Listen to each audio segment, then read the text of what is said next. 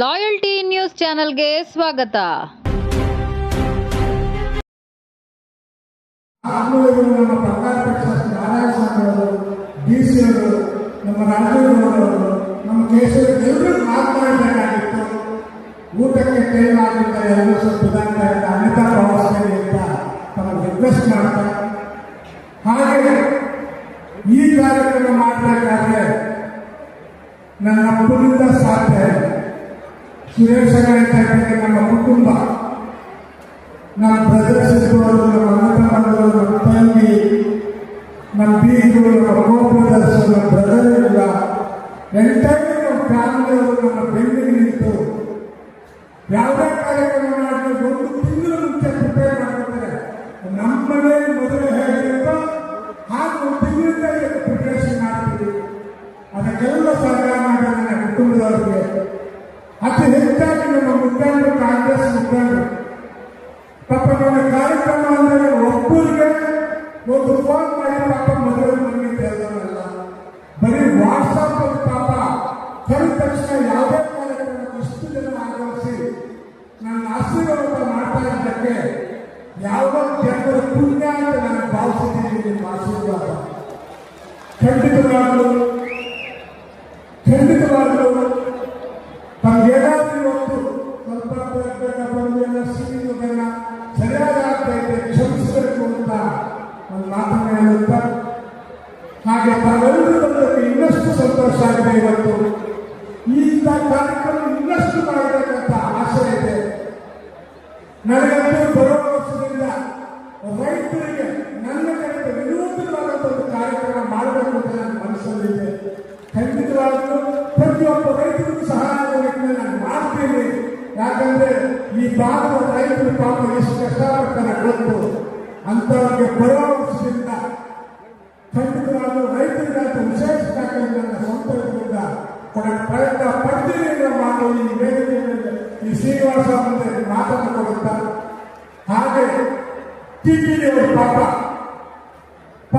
ಯಾವ ವರ್ಷ ಬೆಂಗಳೂರಲ್ಲಿ ಬಂದು ಅವ್ರ SVP ಚಾನಲ್ ಸಮೇತ ಬಂದು ಅವರೆಲ್ಲರೂ ಬಂದು ಪಾಪ ಇಷ್ಟು ಅಪೂರ್ವವಾಗಿ ಶ್ರೀನಿವಾಸ ಮಾಡಿ ತಮ್ಗೆಲ್ಲರಿಗೂ ಭಗವಂತನೇ ಇಲ್ಲಿ ಬಂದಂಗೆ ಮಾಡುವಂತ ಅವ್ರಿಗೂ ನನ್ನ ವಂದನೆಯನ್ನು ಸೂಚಿಸುತ್ತಾ, ಹಾಗೆ ಇನ್ನೊಂದು ಮಾತು ದಯವಿಟ್ಟು ಊಟ ಮಾಡ್ತಾ ಇದ್ದೀರಾ, ಊಟ ಮಾಡಿದ ಬಗ್ಗೆ ತೃಪ್ತಿ ಪ್ರತಿಯೊಬ್ಬರಿಗೂ ಇದೆ.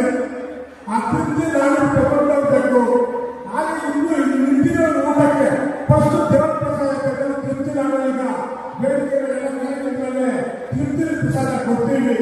ಮತ್ತೆ ಊಟಕ್ಕೆ ಹೋಗಿ ಅಂತ ಮನವಿ ಮಾಡುತ್ತಾ 23 ವರ್ಷಗಳಲ್ಲಿ ನಡೆದಂಥ ಈ ಕಾರ್ಯಕ್ರಮಕ್ಕೆ ನಿಮ್ಮ ಸಹಾಯ ನಿಜವಾಗ್ಲೂ ನಾನು ಧನ್ಯ ಅಂತ ಭಾವಿಸಿ, ಹಾಗೆ ನಮ್ಮ ಸುರೇಶ್ ನಮ್ಮ ಮಾತಾಡ್ತಾ ಇದ್ದೆ ಹಸುಗಳು ಕೊಡೋದು.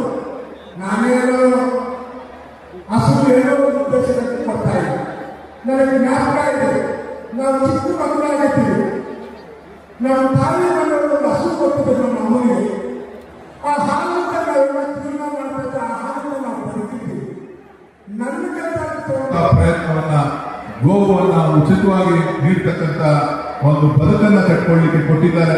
ನಾನಾದ್ರೂ ಈ ಸಂದರ್ಭದಲ್ಲಿ ಅಮೂಲ್ನ ಅಧ್ಯಕ್ಷರಾಗಿ ಹೇಳ್ತಕ್ಕಂಥದ್ದು ಇಷ್ಟೇ, ಹಸು ಕೊಟ್ಟಿದ್ದಾರೆ, ಚೆನ್ನಾಗಿ ಸಾಕೋದ್ರ ಜೊತೆಗೆ ಮಾರಾಟ ಮಾಡ್ಕೊಳ್ಳಿಕ್ಕೆ ಹೋಗ್ಬೇಡಿ.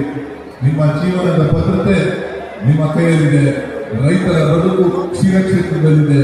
ಈ ಕ್ಷೀರಕ್ಷೇತ್ರವನ್ನು ಉಳಿಸೋದ್ರ ಮುಖಾಂತರ ನಂದಿನಿ ನಿಮ್ಮ ಸಂಸ್ಥೆಯನ್ನು ಉಳಿಸ್ತಕ್ಕಂಥ ಪ್ರಯತ್ನವನ್ನು ಮಾಡಿ ನೀವೇನೇ ಕಾರ್ಯಕ್ರಮ ದಂಪತಿಗಳಿಗೆ ಆಶೀರ್ವಾದ ಮಾಡಿದ್ದಾರೆ ಅವ್ರಿಗೆ ಮತ್ತು ಅವರ ಕುಟುಂಬಕ್ಕೆ ಆ ಭಗವಂತ ಶ್ರೀನಿವಾಸ ಇನ್ನ ಹೆಚ್ಚಿನ ಶಕ್ತಿಯನ್ನ ಕೊಡ್ಲಿ, ಅಧಿಕಾರವನ್ನು ಕೊಡ್ಲಿ. ಎಲ್ಲರೂ ಕೂಡ ನಾವೆಲ್ಲ ಕೂಡ ಅವ್ರ ಜೊತೆ ಇದ್ದೇವೆ.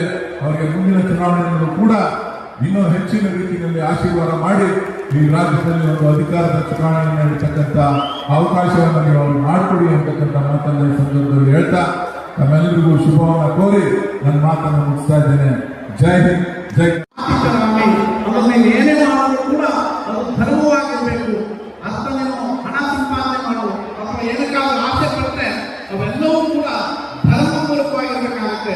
ಆ ಧರ್ಮದಿಂದ ನಡ್ಕೊಂಡ್ರೆ ನಿನಗೆ ಮೋಕ್ಷ ಸಿಗುತ್ತೆ ಅಂತಕ್ಕಂಥ ಈ ಪುರೋಹಿತವರೆಗೂ ಕೂಡ ಹೇಳಿದ್ದಾರೆ.